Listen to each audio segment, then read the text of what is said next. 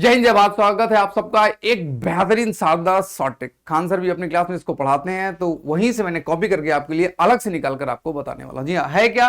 भारत के प्रारंभिक राजवंश। हमारे देश में अगर हम बात करें तो वैसे तो राजा रहे होंगे, यानी कि वैदिक सभ्यता में भी राजा रहे होंगे, और जाहिर सी बात है कुछ ना कुछ लोग सिंधु घाटी सभ्यता में भी शासन प्रशासन का काम संभालते रहे होंगे, लेकिन उनके किसी के नाम क्रम से नहीं मिलते। इतिहासकार जब प्राचीन भारत का इतिहास लिखते हैं तो वो राजवंशों की जो शुरुआत करते हैं वो महात्मा बुद्ध और जैन धर्म के साथ 600 बीसी में ही शुरुआत करते हैं। और उस समय जो शुरुआत होती है वो कहीं ना कहीं बिहार, मगध, पाटलिपुत्र के आसपास के क्षेत्रों में ही शासक प्रशासक की जानकारी मिलती है।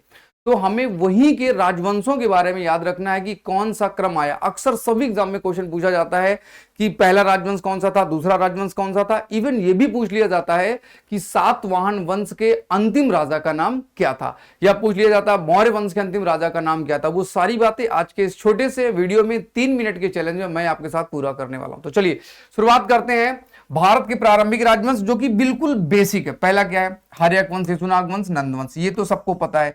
इसके बाद चंद्रगुप्त मौर्य ने नंद वंश के राजा को हराया, और इसके बाद मौर्य वंश, फिर मौर्य वंश के बाद शुंग वंश, शुंग वंश के बाद कर्ण वंश, फिर इसके बाद सातवाहन वंश आता है। अभी इसका हमें एक शॉर्ट ट्रिक याद करना पड़ेगा जिससे हमें ये पूरा का पूरा हमेशा के लिए याद रहे। तो आपको दिखाते हैं पहले हम शॉर्ट ट्रिक। शॉर्ट ट्रिक क्या है? हसीना मासूक सी, सुंदर सी, अच्छी सी, लेकिन अच्छी मत याद रखिएगा।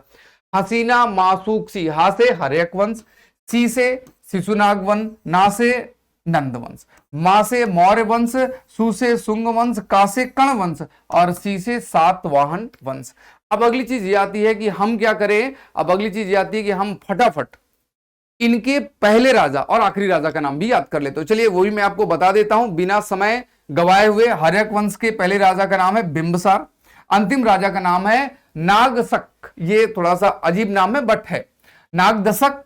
फिर इसके बाद शिशुनाग वंश। शिशुनाग वंश में पहला राजा स्वयं शिशुनाग, और अंतिम राजा है महानंदी। वैसे हम इसमें कमी लोगों को जानते हैं, कालाशोक वगैरह को।